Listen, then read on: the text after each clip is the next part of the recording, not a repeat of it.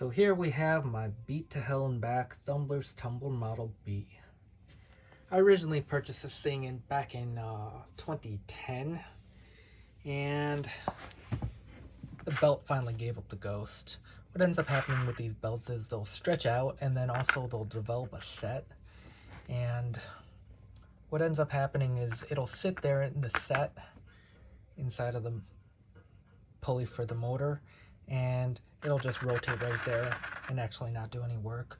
Or if you do get the thing rotating, what'll end up happening is every time it returns to that point, it'll rotate there, and then it'll get loose right there, and then it'll just jump right off.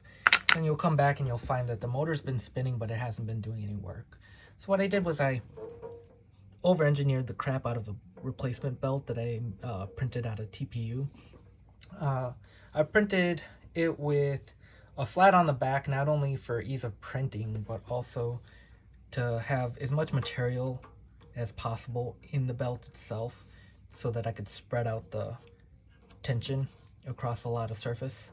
And then you can probably see it right there, I designed it as a V-belt with chamfers on this aspect and then on the opposite aspect over there.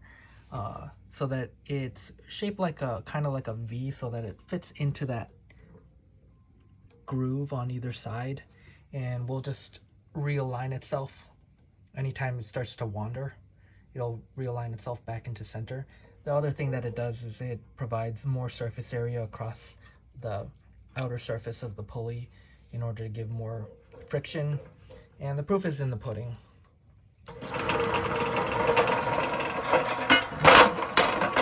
The actual drum would rather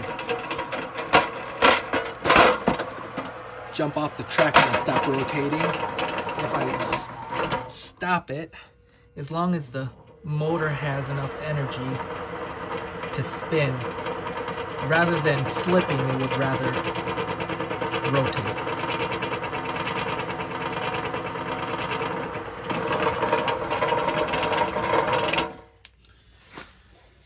Another thing that I found when I was actually taking my measurements was this actual pulley was out of alignment, and I never adjusted it before, so it came from the factory out of alignment. So something that I recommend, even if you're not printing out one of these belts, is loosening up this set screw, and then say it's out of alignment like that. Mine was actually outward, but if it's out of alignment, if you rotate it with it loose, it'll bring itself back into square,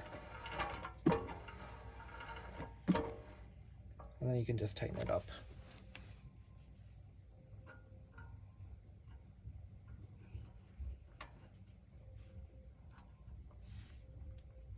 Another thing that I did was I just trimmed off one of these threaded rods.